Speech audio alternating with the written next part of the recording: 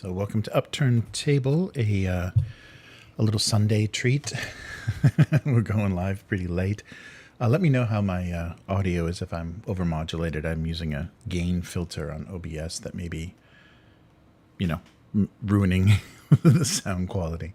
Wanted to try something, but yeah, good to see everybody in the chat. Matt and Clarion. So this is the pledge that arrived for, it was Lieutenant Pledge, which is basically like a two-player starter set for Epic Warpath. Warpath is the setting, the, kind of legally distinct 40K setting that Mantic Games did. And they did a Kickstarter for their version of the Epic, because and I think actually they started it, we talked about this on the weekly. There was a little bit of a, it wasn't clear who had the idea to revive Epic first, because Mantic was talking about it pretty early. And then suddenly, I think it was the Horse Heresy version or whatever was done by Games Workshop. So they very quickly kind of, did their thing, but they'd been talking about it for quite a while. Right after they did their digital archive, and we're talking about the scale. If they were to do this game, what scale would it be? So Epic scale is 6mm. Epic Warpath ended up being 10mm. So it's more enjoyable to paint, I would definitely say. You're not just painting little greens of rice. There's actually like details on there that you can pick out. So that's fun. We'll take a look at what one of the kind of Force starter factions look like. And obviously you can tell from the plain cardboard and this their generic box that they didn't have their retail box done yet. All of that it's already on their website. It's been released. After everything was fulfilled, they released it to their web store and retail. So this is just their generic shipping box. So that's how all of the forces arrived. We'll take a look at what one of those standard forces looks like. And basically what's in this box is everything you would get in the two-player starter set, and any physical pledge included this. I think the only thing that's going to be missing that would be in the retail starter set is a collection of fiction. So it depends on how much you really like the setting. So this was the Lieutenant Pledge. I did add one additional force because I couldn't decide between Plague or Forge Fathers, which is basically the kind of a Nurgle zombie force, kind of very necromutant looking, or the dwarven force. And that was the thing. Mantic had a little bit of an advantage for a while because they had space dwarves, they had space rats. They included some of the factions from fantasy that people liked into their sci-fi setting. So these factions are already, they've been in their lore since they've started. They've been in their setting, and basically this is just to try to take the how these forces play and put it on this epic scale. We were involved early on in the playtest for this. We signed up for the playtest. We just couldn't get enough games played. Things in the playtest moved pretty quickly. It was like a weekly kind of thing where they were giving us new stuff to play, and we just couldn't keep up, so we didn't report very much. So we kind of faded away with that. But that was really fun to see early days how they were tweaking the forces, and also we felt that we didn't have enough experience in the setting. These were all Firefight and old school, kind of back in the day Mantic players, so they had a really clear idea of what they wanted these forces to feel like.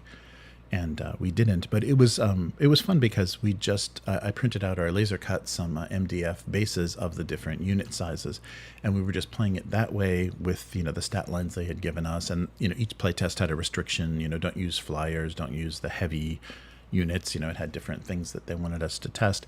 So it was really enjoyable, and I was surprised how just with the abilities and kind of the differentiation between the units, it still felt, even playing with wooden discs, it still felt really fun. The strategy and everything really worked, and already we knew it was going to be a very fun kind of playable game from early days. So let's dive in. We'll take a look at everything. So this will give you an idea of what comes in the starter set along with two forces, and this is just, this is how it shipped. which I'm glad. I didn't want to wait for any sort of improved packaging. I believe in the starter set they'll probably give you two. These are the command dice. So you roll these before. You roll these ahead of time. I think each turn, based on which dice your either leaders or things you've purchased or abilities give you, and this gives you your command points. So with the black ones and the orange ones, you can literally roll 0. So it doesn't matter so much, but this gives you command points to then power the different abilities either by your faction or the ones that everybody has access to. And yeah, let's open one of these up. And these are, I think, still the Deadzone and Firefight. I think they're used in both of those. So these are the standard kind of nice, big, maybe 16 mil Mantic dice, but they're nice, clean, engraved. And of course, yeah, you want to roll greens if you can, because you're going to get some points. And I think everybody gets to roll a black just in case, but that's, I'm also going to give you one. So yeah, these are the command dice they've been using for a while. And that's what they continued on with Epic. And this is a bombardment dice. I think if you are using an ability that scatters, like artillery and things where you're placing templates and scatters. Oh yeah, and templates will be included on the token sheet. You'll roll this, and the direction it's pointing will tell you how far you're scattering off of your target. And then these are the D8s that you're rolling. So everything, and it's a little bit hard because it's it's 2 more than D6s. So when you see things like 5 up, you're like, oh, that sucks. That's really hard. Oh wait, no, it's not. That's the half.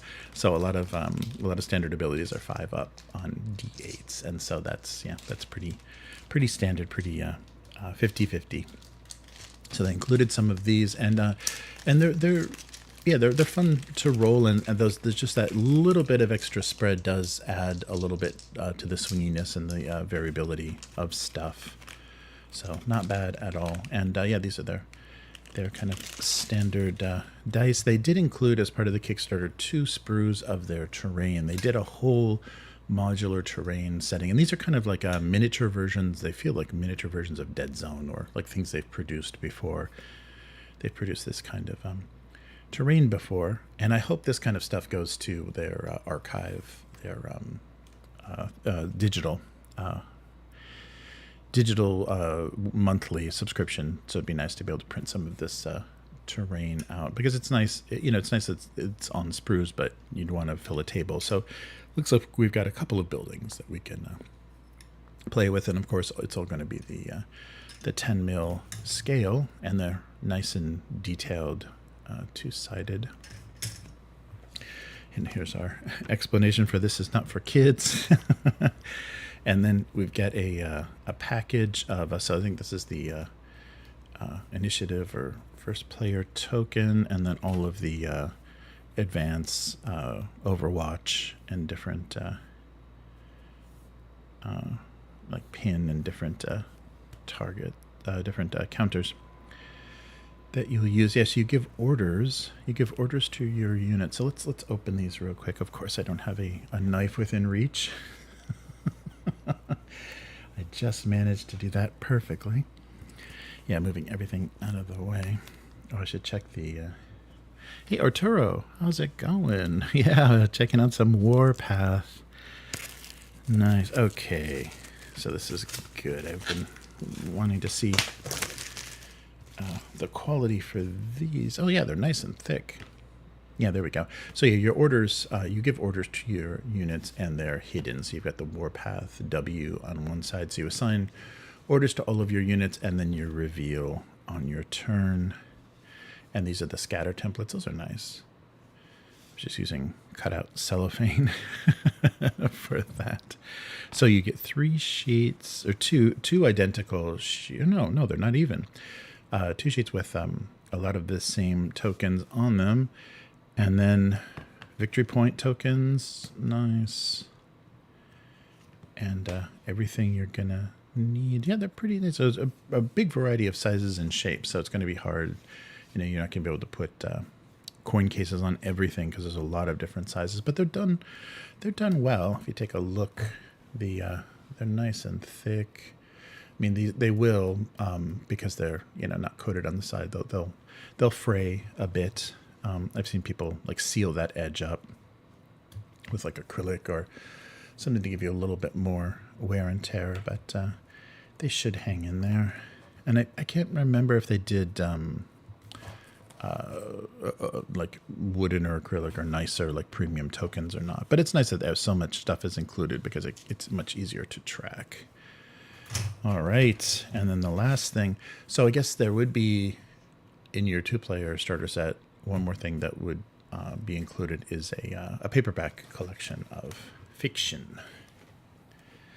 Warpath fiction to kind of get you in the mood, but they've got some background and lore here, and that's the thing I've always been, I'm always kind of rooting for Mantic because they're all it's former Games Workshop people that got kind of disgusted by the corporate swing that the company took and tried to do the same type of thing their own way, and so I'm always cheering for them, but they. There are some things like it's frustrating that they're still trying to do lore, like they're having that be an important part and having to flesh out this setting where it is just legally distinct copy of a lot of stuff. It doesn't distinguish itself so much from what's already going on. And I wish, in some ways, they just left it more generic and the emphasis was on you building your own lore, you building your own setting. Like, how do these factions relate? How do they collide? Like, do something where they gave you abilities to determine,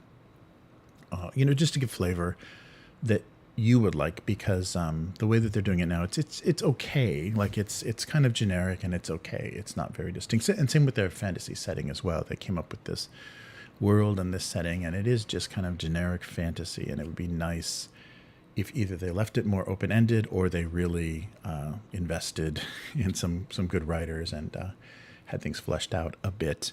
But and like most of the Mantic books, they do soft cover. So sometimes you look on the website and you're like, oh, that looks like a big sturdy book, and it's just a perfect bound soft cover book that's full color. But I don't think, and it's probably an expense thing. They probably saved a tremendous amount of money doing that.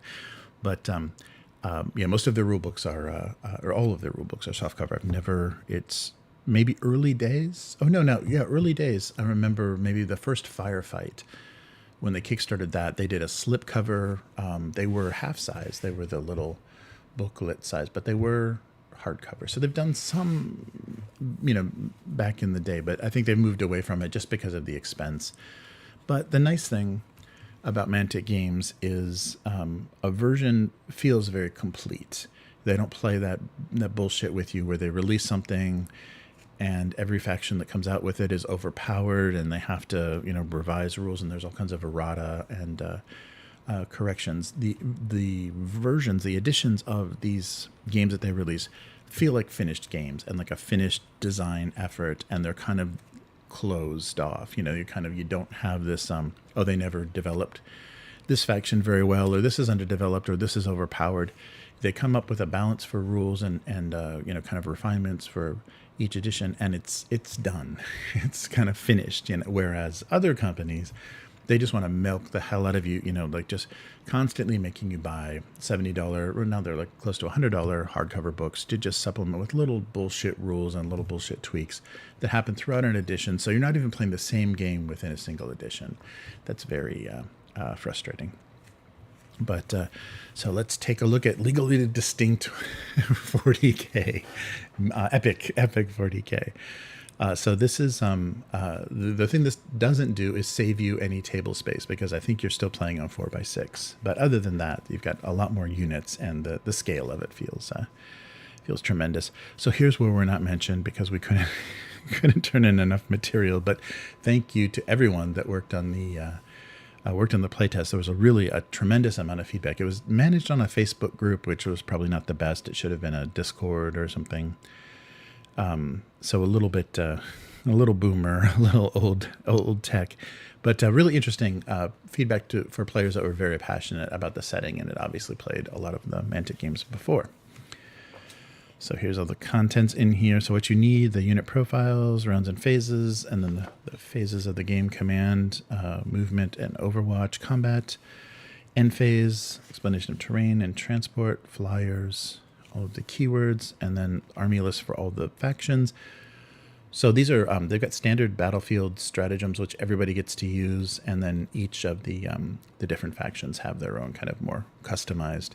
Oh, and there's even some scenarios in here to basically get you started. And then at the end, they give you, looks like about 30 pages of their setting and lore.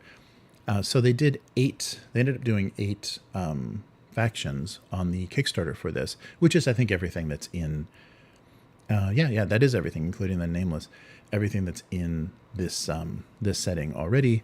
The first 4 were the Asterion, which are your space elves, the Enforcers, which are kind of your space cops, the closest thing they have to space marines, Forge Fathers, which are space dwarves, and the Plague, which are kind of a Nurgle zombie alien virus faction, which feel very much like necromutants because they claim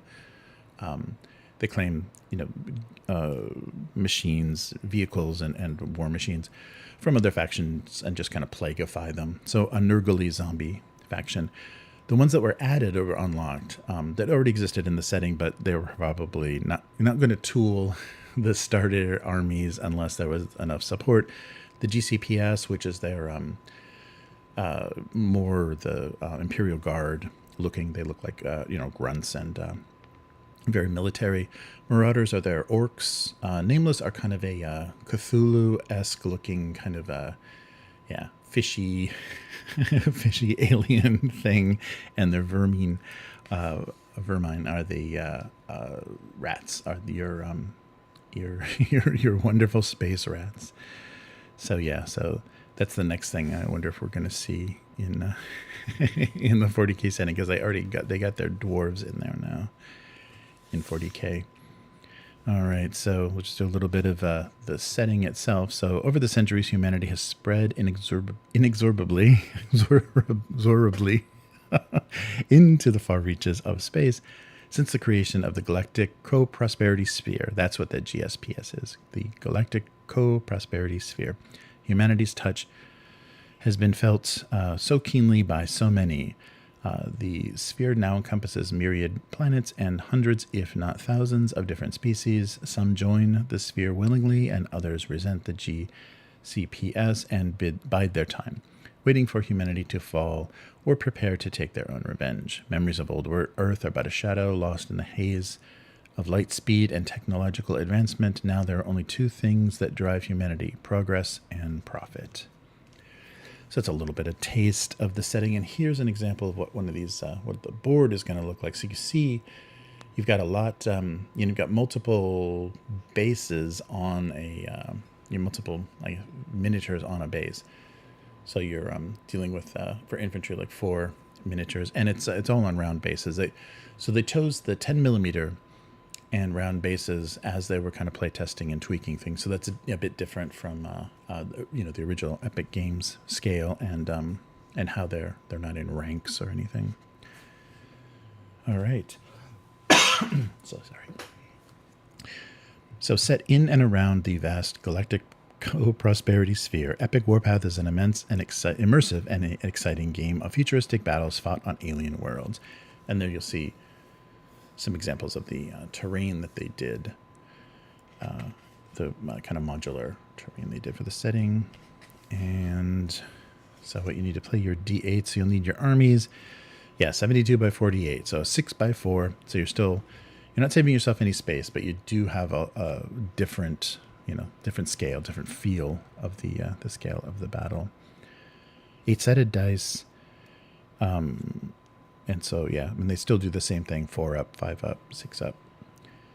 And let's see, modifiers, rerolls, and rounding up. Oh yeah, sorry, it's not a bumper. It's a targeting dice. And then these are, of course, the command dice we took a look at.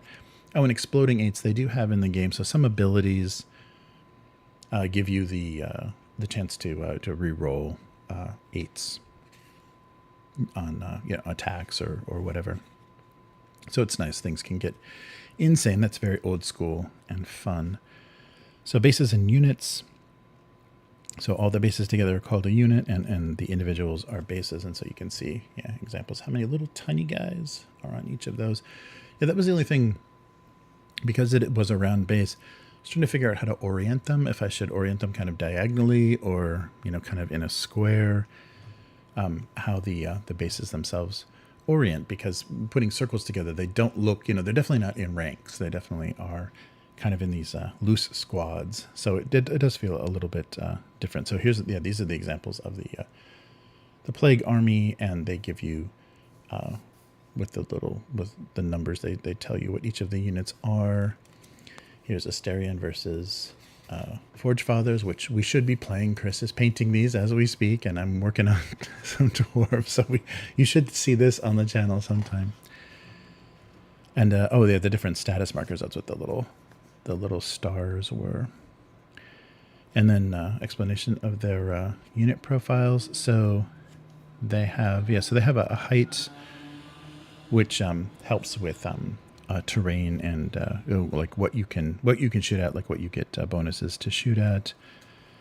The unit strength, full and reduced, points values, how much something costs, speed values, so they're either advance or sprint depending on the order, and then what you need to shoot, ranged and melee.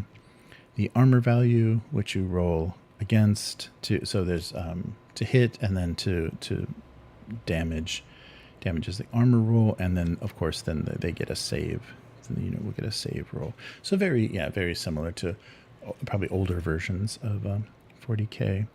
And then how many attack dice, what the range is, and how many attack dice you roll with each shot. Oh yeah, so I just explained all that. And there is a nerve. Your leader, whatever the leader is, will give you your army a nerve value. So over certain amounts of fatalities, or I think bombardment and things, will trigger nerve tests. So let's see, and you're measuring stuff out, and they were they kind of said you can do it either way. The vehicles themselves you can just measure from the front of the tank or the transport or whatever it is, if it doesn't have a base, or you can put a base on it. You can put a standard, I think these are like 30 millimeter base on it, if you want to not have any questions about where you measure from and how things proceed. I'm not sure what I'm going to do. I put little adhesive magnets on the bottom of these for now, just for painting, but I may add bases later. We'll see. So there are line of sight rules. Yeah, and there is elevation. Yeah, I tried in the playtest. I had some on top of a tower. I had some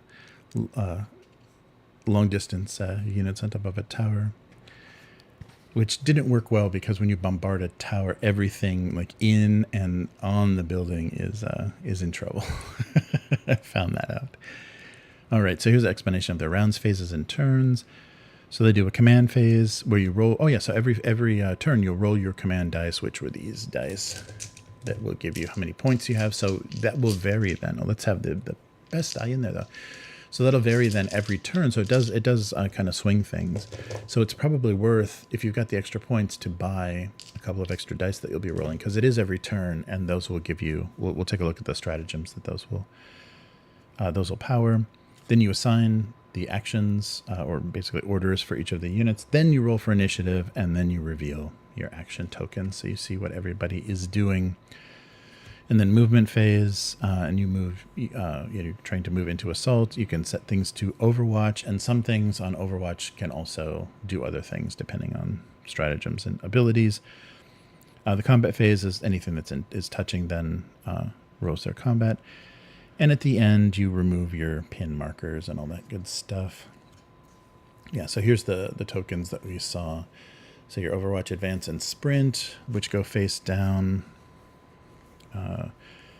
Mandatory tokens. So yeah, when something is engaged, you mark it as engaged. Once it's pinned, that'll give it. It must be given an advance token. It can't sprint or do anything else. And then unengaged that are not pinned can do either both sprint and Overwatch.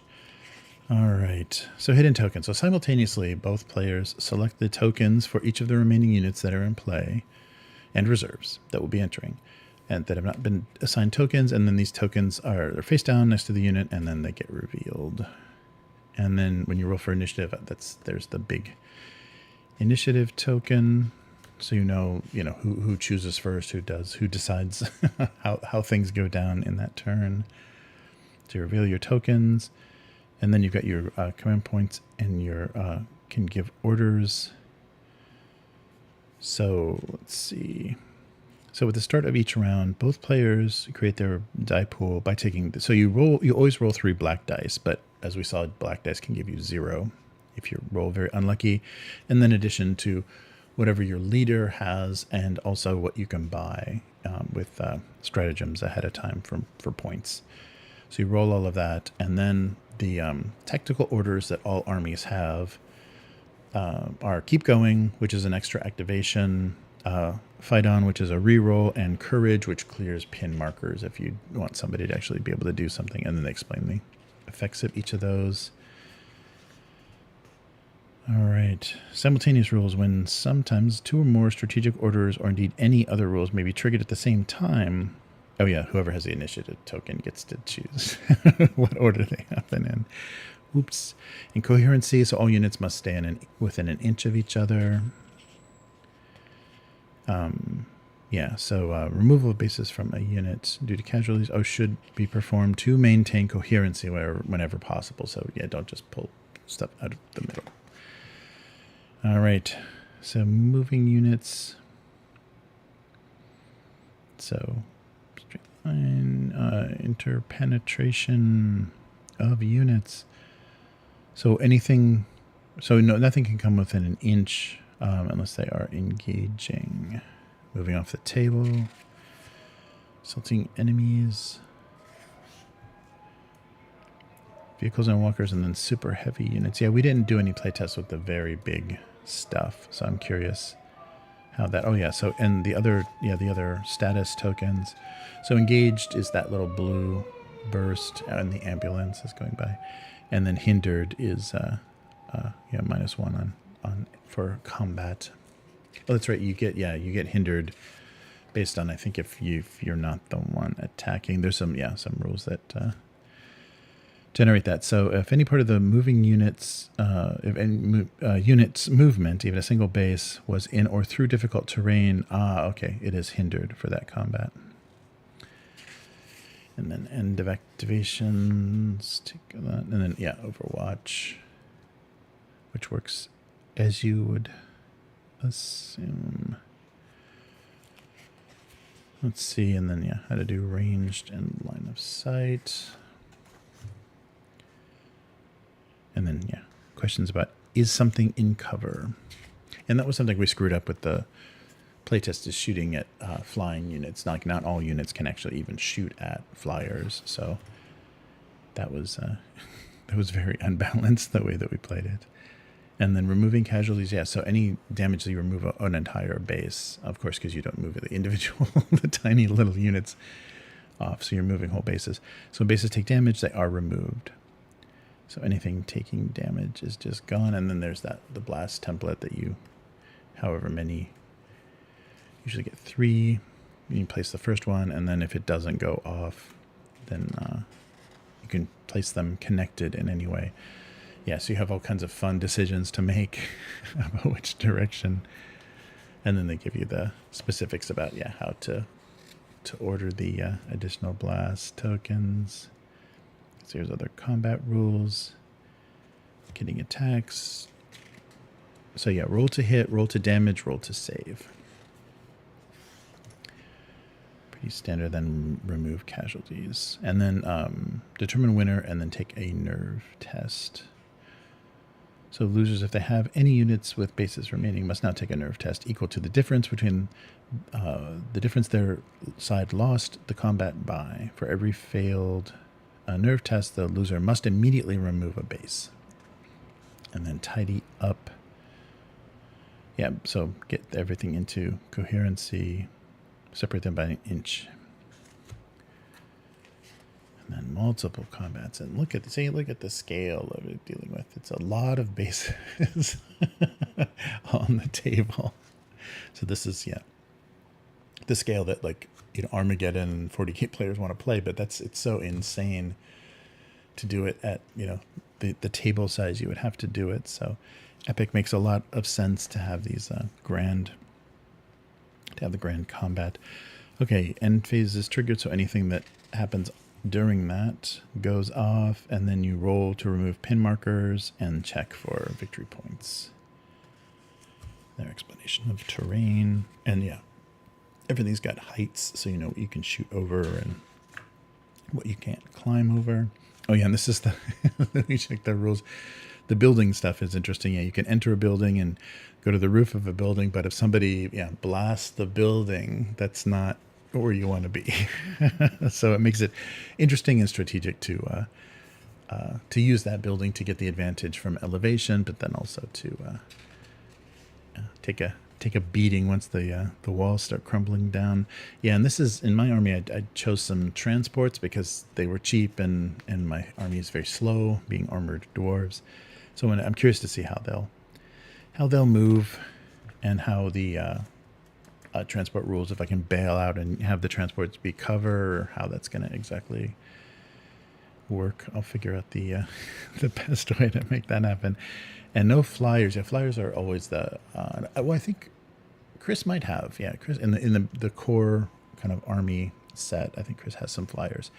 I do not. They are in the in the more advanced support units. And that was nice on the Kickstarter. They had, of course, they were going to do sprues. They were going to do hard plastic for all of their core army units, and then they let you choose between STLs or, I think, resin for the reinforcements, the more advanced heavy units and flyers and stuff, and advanced units. I hope that means that stuff's going to be available to purchase digitally. I think that must.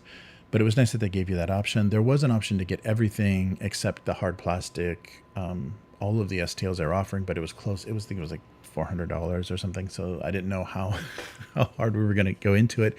And you'd still need to purchase plastic anyhow, so it wasn't going to save you. You couldn't print an entire army. Not yet. So we'll see. A hover deployment. Yeah, this is what I need to be doing, I think. deploying dwarves from the air. So here's all their keywords. Yeah, blast, chain barrage, anti-aircraft. Yeah, so you have to be anti-aircraft. I was getting shot at when I shouldn't have been getting shot at in some of our test games. Drop troops, heavy armor, hover deployment, indirect, orbital. Oh yeah, that's right. Orbital deployment or subterranean. I guess that's the rats, right? They've got like a drill transport. And some more explanations. Quick fix, resilience, scout, strider, sustained, unflinching. All right, and then here's their scenarios. So they give you kind of an idea of how to set things up, decide how many points in your game, choose your armies, place your terrain, agree on the game length. Oh, I guess how many turns is negotiable. And then determine scenarios, place objectives, and then do your recon rolls and deployment, and begin. All right. Oh, interesting. Yeah, so they basically, you can just roll d8s. You can generate random scenarios. Interesting. Yeah, just explanation. But that's nice when they just have a very fixed order and it doesn't change and it doesn't fluctuate depending on what book is out at the time. And so these are their objective markers, were those radar-looking things, and you can set them to different active or inactive, and then scoring and reserves. That's going to be big. And there is you can do some roles, some stratagems you can purchase that allow you to basically start with like 2 victory points, like depending on the rolls for recon and things, end up starting the game like 2 victory points ahead. So some of that is interesting. And yeah, I guess once you're big enough, you can bring things from reserve. Fog of War. So once you and your opponent are familiar, you may wish to play with Fog of War. So instead of revealing all the action tokens at once, each player only flips. Oh, that's right.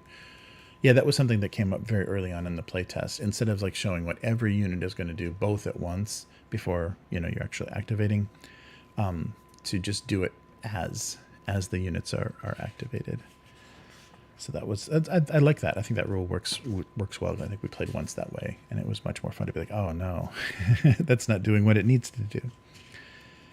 All right, and then how to build your army, like what's required, how many troops for every specialist, and support you need. And this is handled really well in there.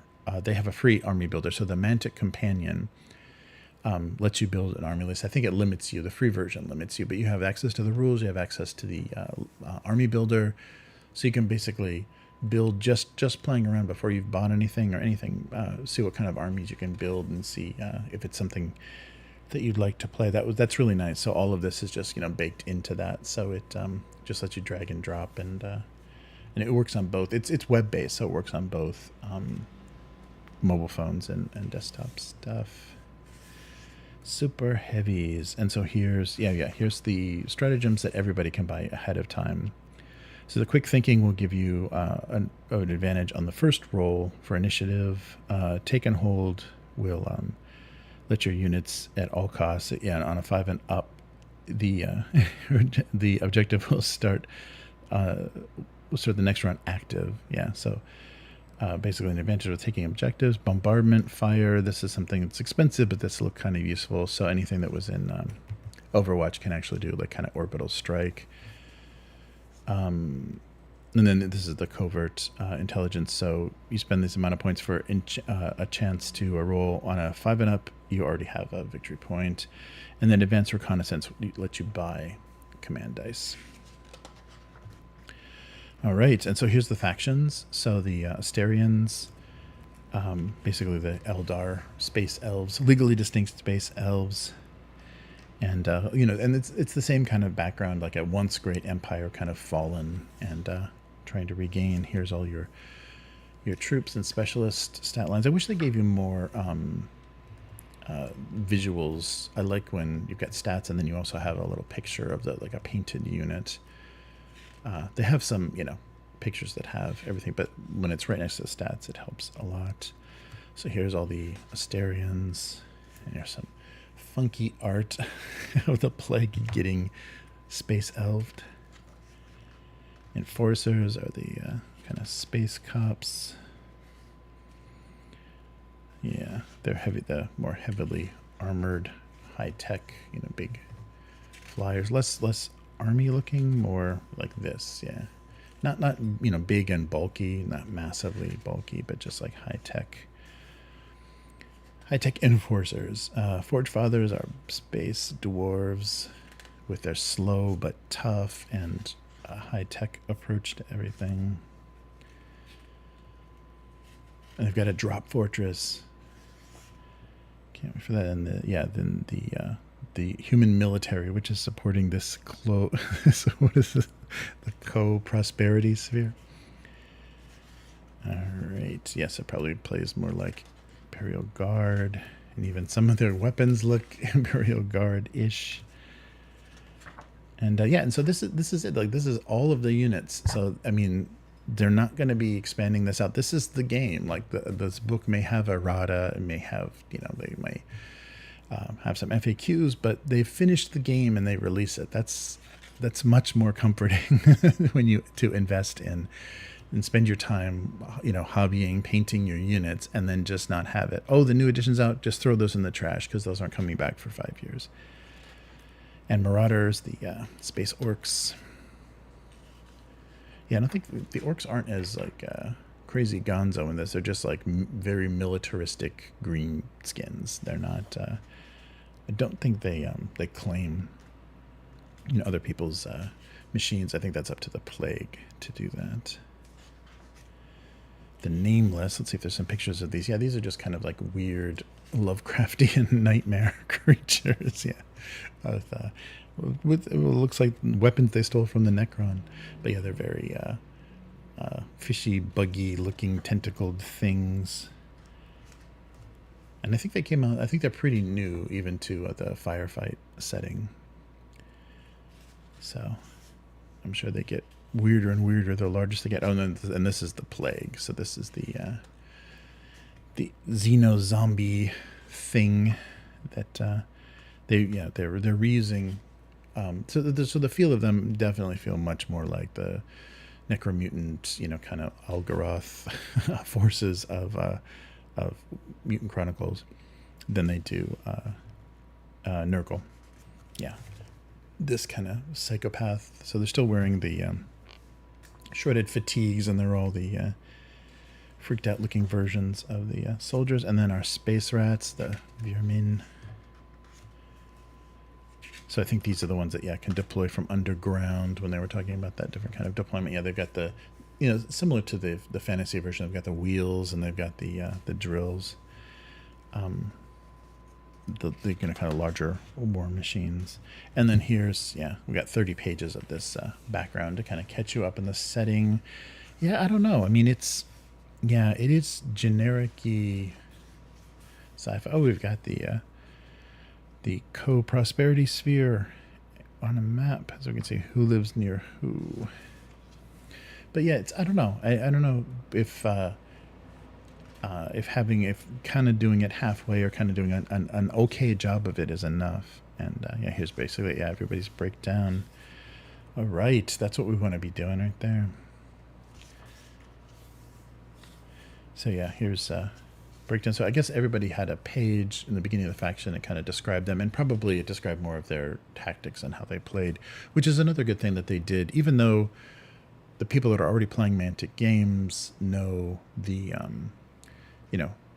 and people who played 40K know kind of how these different factions are supposed to play, and what their strengths and weaknesses are.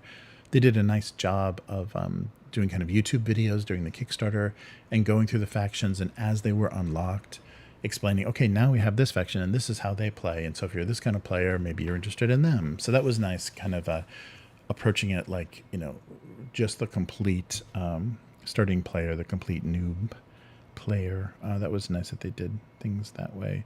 But you don't have to get this stupid big. I guess in Epic it's fine because it's only this big. But in 28 mil, that's